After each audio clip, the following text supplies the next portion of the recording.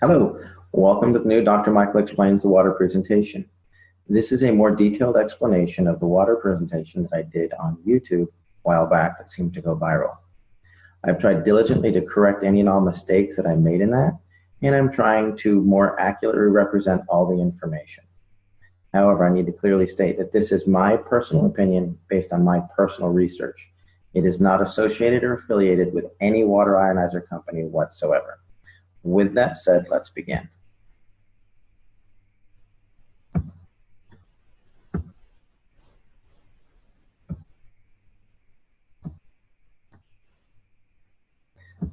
There we go. Excellent. I named this presentation The Magic of Skywater because of what it did for my daughter. Many of you have asked what happened. Basically, my daughter Skylar was born back in May of 2009 with a severe case of gastroschisis. She was literally born inside out. Everything that was supposed to be on the inside was the outside. Stomach, liver, pancreas, spleen, small intestine, large intestine, bladder, and right ovary. She went through a period where the biggest complication was known as acute dehydration syndrome. She spent a year at Scottish Rite. She came home after 2 colostomies and a resection of her bowel. When the dehydration would hit, this would be her mid-afternoon one day, and this was her that evening after she'd been revived at the hospital. Basically, the bowel would shut down, and so I became a hydration expert. I tried every pill, potion, water ionizer you can imagine, and we came through it when someone introduced us to the Enagic ST501. That is Skylar today, and at the time that we tried it, I was actually completely opposed to alkaline ionized water. When it worked, I was a little dumbfounded. So I had to figure out why, and here's what I found. The difference between the healthiest person and the sickest person is broken down into 2 components. Muscles, ligaments, bones, organs, tissues, etc. These all add up to 28% of the patient. The other 72% of everybody is just water. What I found out, not all water is equal. There's distilled water, there's reverse osmosis water. We tried filtered water, alkaline water, we even tried ionized water. We thought we'd found something with alkaline ionized water and it proved to be more dangerous than beneficial. And then there's something that's called electrolyzed reduced water. This was truly a game changer. Here's why. Electrolyzed reduced water, it's not a cure, but it's 72% of the Skylar puzzle. It was not the only thing we did for her. It was the only thing we changed because we were doing everything else. What it is just science. It could realistically save your life. It'll make you healthier, happier, and stronger. But if you don't make healthy choices, your health benefits are not going to be as effective, nor will they last. To put it simply, electrolyzed reduced water gives you the best possible 72% of your body to work with. This facilitates nutrition, detox, health, energy, healing by providing some necessary components. Let me explain. If you think of your body as a saltwater aquarium, you've got healthy organisms, filtration, you've got oxygen. If you don't take care of it, that tank gets dirty. Well, what you have to do with the human body is figure out how to clean your fish tank. The way that your body does that is through a process called cellular respiration. This is the way you basically get oxygen and nutrition into a cell, CO2 and toxins out of a cell. The main component for this is known as the aquaporin, which was discovered in 2005. And essentially, it's the high-speed plumbing system for the cells, and it's the fastest way to get the good stuff in and the bad stuff out. Let me give you a brief course on cellular respiration. If you look over here, you'll see that there's a cell. There's some hemoglobin here. There's an aquaporin here. There's a charge. And this represents a cluster of water molecules that are electrostatically stacked together. Well, as your cell compresses, it excretes CO2 and toxins. When it pops open, it brings in oxygen and nutrition. When it collapses, it excretes CO2 and toxins. When it opens back up, it brings in oxygen and nutrition. This is called tensegrity. It's the premise by which an MRI works. The click, click, click, click causes the cells to open and close. The computer takes a picture, generates the image.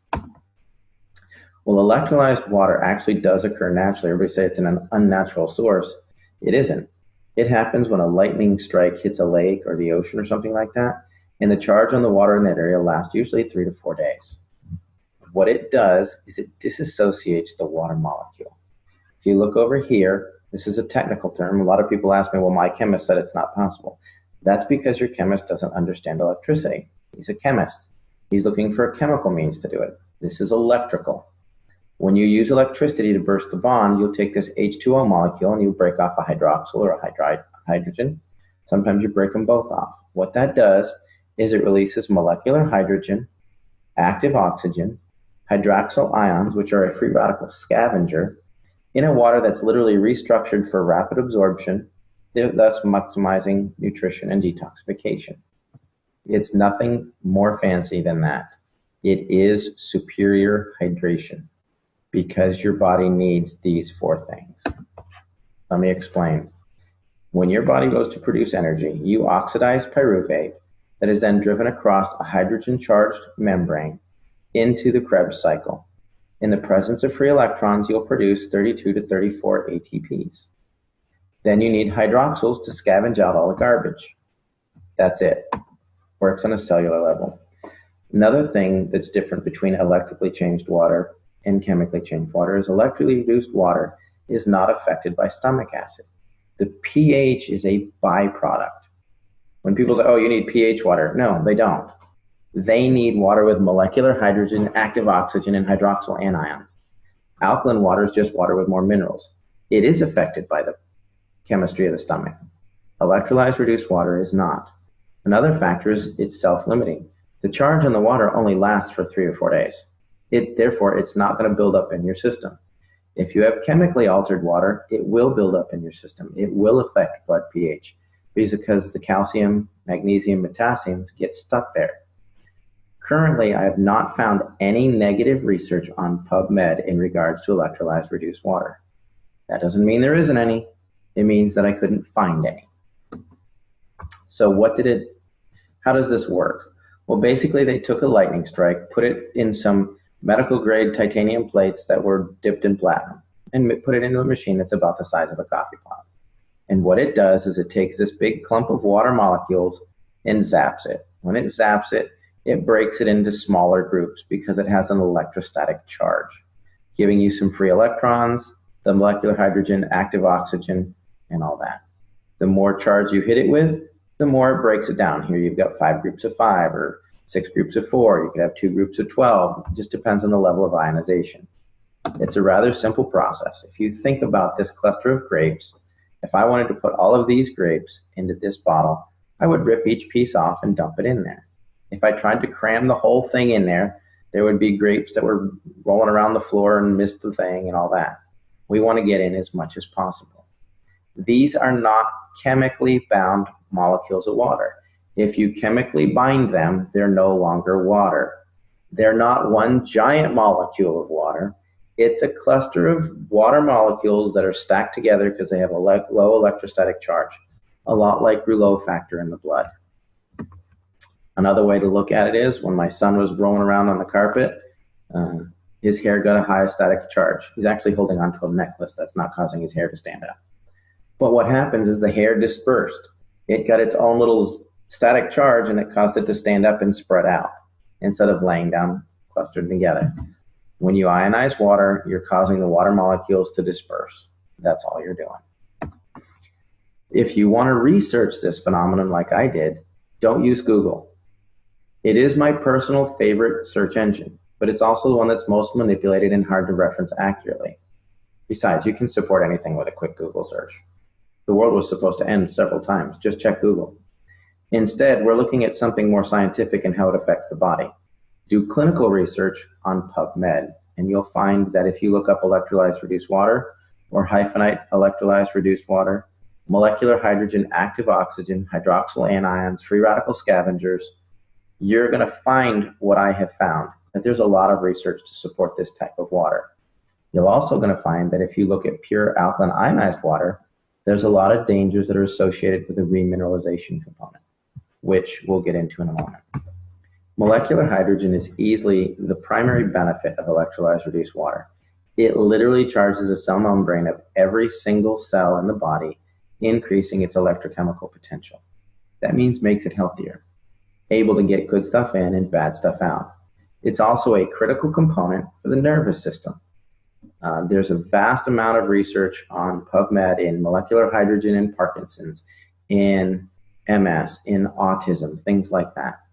And finally, it works as a powerful antioxidant. The next component of the water is it is loaded with active oxygen. Active oxygen is what's required to produce ATP. It's what's driving the Krebs cycle. When you run out of active oxygen, your body starts to shut down because it can't work correctly. It's just like a fire. If you remove the oxygen, it goes out. Finally, there's the antioxidant and free radical scavenger components. Basically, iron in any acidic environment will start to rust. You can leave your tools from your garden outside in the rain and they're going to rust. Well, where do we have iron? We have it in hemoglobin, we talked about during cellular respiration, but we've also got it in the red blood cells. We got it in the brain, the kidneys, the lungs, the lymphatic system, the bones. If it's in an acidic environment, it's going to oxidize, which will create a toxic burden. Your body is designed to be slightly on the alkaline side. Today, we're flush with oxidative and acidic disease processes. The number one acidic disease process we have right now is cancer. It's actually, the prime cause is oxygen deficiency. You can look up Otto Warburg, there's some research on that. Don't Google it, go to PubMed, read the research. Number one acidic disease is hyperketoacidosis, which is basically diabetes. They're now causing autism, diabetes of the brain. Secondarily, all of your inflammatory diseases are acidic by nature. That's what's wrong with Skylar with her irritable bowel syndrome. Your arthritis, it's an acidic waste product. Fibromyalgia, hyperlactic acidosis. Chronic fatigue and endocrine stress is all associated with an acidic environment. And why are we becoming so acidic? Well, we drink coffee, tea, soda. There's an enormous level of reverse osmosis water, which is misunderstood. You don't want water with the lowest parts per million of anything. That makes it acidic and it won't even carry a current. It's designed for coastal countries to have good water supply. If you do some clinical research on this, you're going to see that it's associated with MS, MD, and Alzheimer's. Most any of your bottled waters, all your big 24 packs, those are most likely reverse osmosis water that's had minerals added to it, which is dangerous in its own sense. You don't get your minerals that way. Here's a couple of guidelines for hydration. If you're a regular healthy person, you want to drink about 50% of your body weight in good water every day. If you have acute health issues, this could be dehydration from working out in the yard, excessive level of sports, you could have the flu. You may want to drink nearly 75% of your body weight in ounces. However, if you have a chronic health issue, cancer, diabetes, something like that, you may need to drink up to 100% of your body weight in ounces. However, you got to be careful because your physician can specifically reduce your water intake for congestive heart failure, kidney disease, things like that. So why do I say that sodas and pH are important? Well, if you look at this scale over here on the left, it's red. That means it's going to make you rust. Over here, the blue will make you beautiful. This is what a typical capful of soda can do to the body. This is a 32-ounce bottle of pitcher of 9.5 water. You can see the pretty blue color. It's loaded with hydrogen, oxygen, etc., etc. This is about a tablespoon of Sprite. It's high on the acid content. So what I did is I poured this water into this cup and ended up with a cup full of acid. It didn't dilute it at all. I then took this cup and poured it into 32 ounces. Now, mind you, this is a tablespoon of Sprite, and it destroyed 32 ounces or 2 pounds of water. Makes you think differently about going to McDonald's and supersizing it. You're literally acidifying your system. Yes, lemon juice in your water will do this as well. The reason that lemon water affects the body in an alkaline nature is it causes your pancreas to excrete an 8.8 enzyme to neutralize it. Just as a side note. Other things that we do. This was huge for Skylar. And I didn't realize it was such a big deal because we ate a lot of organic food, but you can use this water to clean your veggies. These are cherub tomatoes that I used to buy and just rip the top off and start eating them. I washed them in the 11.5 water from my SD501, and that is what came off. I was appalled. I was amazed. It tasted like they were fresh garden tomatoes. And when you smell this, it smelled like there was Windex or cleaning agents in that glass. And the reason that that happens is because all of your pesticides are petroleum based, so they don't wash off. Another thing we use it for is our pet. I thought this was funny, so I'd include it. Thanks, Henry. This looks great and all, but does your house have any Kangen water? We did the proverbial test, put out a bowl of tap water, put out Kangen water. Callie will drink the Kangen water every time. Another thing is the disinfectant aspect of this. This isn't just 2.5 strong acid. Because it has that solution chamber on the side, which 90% of all water ionizers on the market do not have. This machine produces 2.5 electrolyzed hypochlorous acid. The other machines do not. That is very important. Electrolyzed reduced water has been shown to kill MRSA, Kripke staph, E. coli staph, strep, all of that. Even worked on the C. diff. That was a problem with Skylar. None of the other water ionizers that do not have a specific saline solution can produce hypochlorous acid in an FDA-approved level. And let me explain. In 2009, 2 months before Skylar was born, the FDA approved hypochlorous acid. It's a sterilant. It will kill just about anything.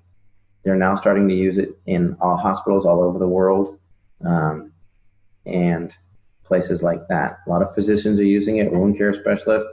We've been heavily involved in that because of the miracles we've seen with it.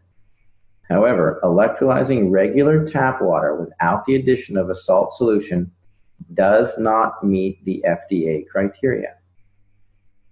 As a note, the FDA has not evaluated the SD501 either, to the best of my knowledge.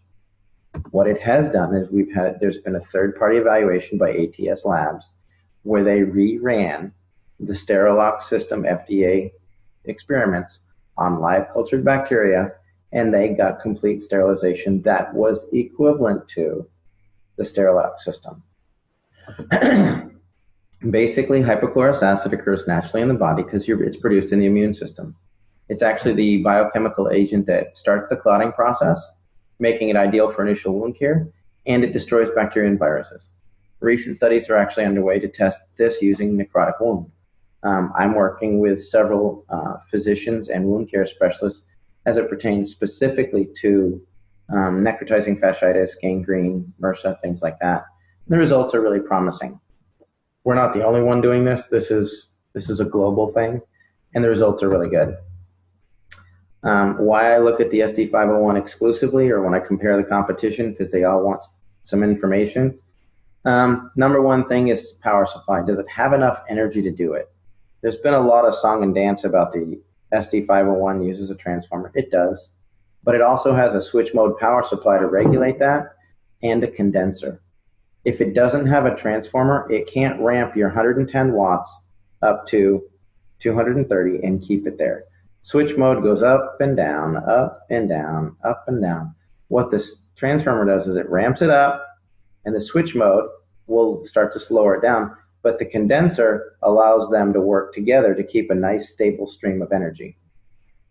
On top of that, you need enough amperage. A half amp to a 1 amp machine is not going to get it done.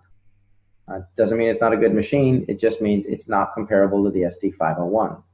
You need 2 to 3 amps to make it effective. You can ask any electrician. The voltage doesn't really matter. The amperage will kill you. The next component is you need a large quality plates. Most competitor plates are about 53 square centimeters. The Enagic plates are nearly 90 square centimeters each. So if you have one of the competitor machines with 12 plates, they've got like 600 square centimeters. Well, the basic Enagic SD501 has 640 square centimeters. The Kangen 8 has 720 square centimeters. So just because it has more plates doesn't mean the plates are the same size. Next, I look for a liquid saline electrolysis enhancer. That's because it's the only way to produce FDA-approved levels of hypochlorous acid. If you're looking at a competitor's machine with 12 plates and a pH that goes from 1.1 to 12, and it doesn't have a saline solution enhancer, it's not a comparable machine. It will not do the same thing. Yes, it will produce 2.0 pH water, but it will not produce hypochlorous acid which is what you're looking for. Another thing to avoid is anything that says energy saver. When it says energy saver, it means it's underpowered. If it's underpowered, they're going to add in minerals and remineralize it and the necessary minerals for your body. That means it doesn't have enough power to get the job done. If they come in with a super fancy plate pitch, it's plated and it's mesh and it's a hybrid and it does this, you don't need it because solid plates are the most stable plates there are. And yes, they need more power to run effectively. And anytime they say there's a lifetime warranty, there's no such thing. I've bought several machines that I'll explain in other videos. We're getting to do a detailed thing on competition. Basically what they'll do is when they start to have problems, they sell off that brand, that machine to a third party and it voids all the warranties. It happened to me twice. The ST501 was about the 9th machine that I used. And I've kept looking because it may not be the best. I research this regularly, and sure enough, it comes out on top every time. I'm just going to hit this. Basically, when you're looking for power factors, it's watts times amperage times surface area. The ST501 has 358,000 PEUs. A typical 110 watt unit with 268 square centimeters of plate, which is a 5-plate machine and a half amp, is only at 14,000 PEUs, or about 4% of the power, so they have to add minerals. Finally, don't own a machine that you can't clean. I see a lot of line about plates, calcium, and auto cleaning. The Enagic SD501 auto cleans itself every 15 minutes. And they have a manual cleaning cartridge that gets rid of not just the calcium on the plates, but the calcium in the lines. It gets rid of the mold and the stuff in the lines and the housings. I've taken apart several machines, and they're loaded with mold in the housings, the tubing, but the plates look good. Some of the plates erode on some of the competitors, but that's another thing. In fact, most municipal water supplies are getting worse and worse and worse. And Enagic is staying abreast of this and realizes that they need to have a dedicated team of technicians that can completely clean your machine. If you can't clean your machine, you're most likely going to be drinking mold. That's my opinion. I could be wrong. But the machines that I've taken apart, I found mold in every one of them. And I took care of them according to manufacturer's standards. Here's a couple of plates. This is the size of the plates on my Royal machine. When it stopped working, this is a Jupiter. They look scorched. This was the SD501. These are about 6 years old. I had some corrosion here. This was my microlight. When the company failed to honor the warranty that was lifetime, I took it apart to see what was inside. You can see there's a burn mark here where the plate started to corrode. This is the Jupiter. Actually, if you come back here, you can see this is the mold that I was talking about in the lines and in here. Now, these, mind you, were machines that never needed cleaning. These plates don't have any calcium on them. They were accurate. There's no calcium on the plates, but the machine was not clean. There's a reason why everybody compares themselves to the SD501. Basically, it is the industry standard. It's superior maintenance and cleaning. The quality of the plates are unsurpassed. The superiority of the power supply, to the best of my knowledge, it's the only one that uses a transformer and an SMPS and has a condenser. You can literally unplug an SD501 while it's running, and you're getting about another 10 seconds of power out of it. And that's just draining out the condenser that makes sure that the power stays even. It's one of the longest companies in the history of the industry. They have a wider diversity of uses for the water, the types of water it produces. And it's one of the few that actually use an electrolysis solution for hypochlorous acid. If their machine is bragging that they don't use a solution, it doesn't work. You can't use it for sterilization, period. Why I personally feel the ST501 is the best, I tried 8 or more alkaline water ionizers. Bottom line is it worked for Skylar. Within 4 days, 80% of her symptoms had resolved. She had her first solid bowel movement in 10 days.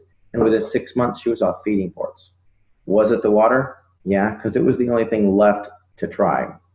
Did it cure her? No. We were doing a lot of things. Enzymes, probiotics. She was doing her medications. She was doing protein powders, MCT oils, medium chain triglyceride. She was doing all that. But the water was allowing it to get into the cell and the bad stuff to get out. The short answer is it produces 7 types of highly bioavailable water. It is already endorsed by thousands of hospitals and used thousands of doctors and used in hospitals all over the world. The drinking water it creates has high levels of hydrogen, oxygen, and antioxidants. It can also be used for FDA level disinfecting, cleaning, food prep, and cosmetics. I'm Dr. Michael. If you have a specific question for me, you can email at drmichaelexplains@gmail.com. For more information about electrolyzed reduced water machine that we use for Skylar, please go to skywaterinc.net. Hopefully we'll clarify some stuff, and that should help you people a lot. And if there's anything that I can do, let me know.